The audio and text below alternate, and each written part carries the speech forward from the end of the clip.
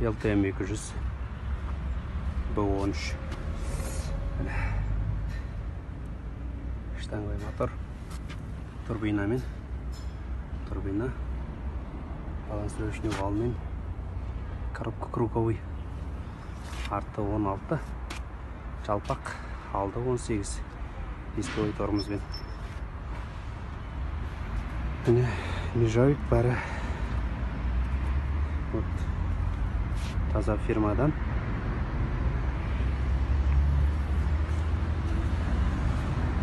Щиток